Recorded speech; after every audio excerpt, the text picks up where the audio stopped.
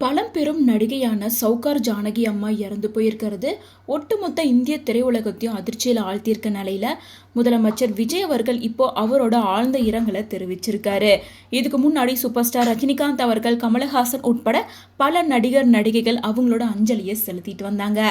அந்த வகையில் முதலமைச்சர் விஜய் அவர்கள் அவரோட ஆழ்ந்த இரங்கலை தெரிவித்து சில விஷயங்களை ஷேர் பண்ணியிருக்காரு.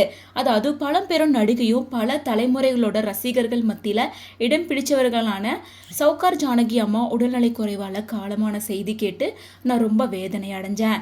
சினிமா துறையில 70 ஆண்டுகளுக்கும் மேல பயணிச்சு பல்வேறு கதாபாத்திரங்களை சிறப்பா நடிச்சு தன்னோட தனித்துவமான நடிப்பாளர் ரசிகர்களை கவர்ந்தவங்க தான் சௌகார் ஜானகி அவர்கள். தமிழ், தெலுங்கு, மலையாளம், கன்னடம், ஹிந்தி அப்படின்னு பல லாங்குவேஜில் நடித்து சாதனையை படைச்சிருக்காங்க. மேலும் பத்மஸ்ரீ, கலைமாமணி, தந்தி விருது உள்ளிட்ட பல விருதுகளை வாங்கியிருக்காங்க. அவரோட மறைவு திரைத்துறைக்கு மிகப்பெரிய இழப்பு. அவரை இழந்து வாடுற குடும்பத்தினருக்கும் உறவினர்களுக்கும் திரைத்துறை மற்றும் ரசிகர்கள் அனைவருக்கும் என்னோட ஆழ்ந்த இரங்கலை தெரிவிச்சுக்கிறேன்.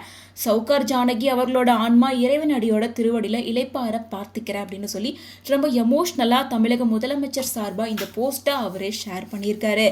இந்த விஷயம் ஒட்டுமொத்த திரையுலகத்துக்கும் அதிர்ச்சியை கொடுத்துருக்கு அப்படின்னு தான் சொல்லணும். ஏன்னா சௌகார் ஜானகி அம்மா எல்லாரோட மனசுலையும் நீங்காத இடத்த பிடிச்சிருக்காங்க. சிவாஜி, ஜெமினி கணேசன், எம்ஜிஆர் உட்பட பல லெஜெண்டரி ஆக்டர் கூட நடித்து பாப்புலர் ஆகியிருக்காங்க.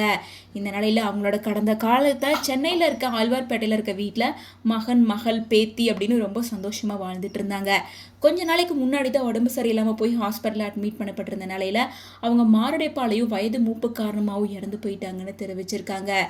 இந்த விஷயம் அவரோட ரசிகர்களுக்கு மிகப்பெரிய வருத்தத்தை கொடுத்துருக்கு. மேலும் அவரோட ஆன்மா இறைநடை சேர பலருமே அவங்களோட ஆழ்ந்த இரங்கலை தெரிவிச்சிட்டு இருக்காங்க.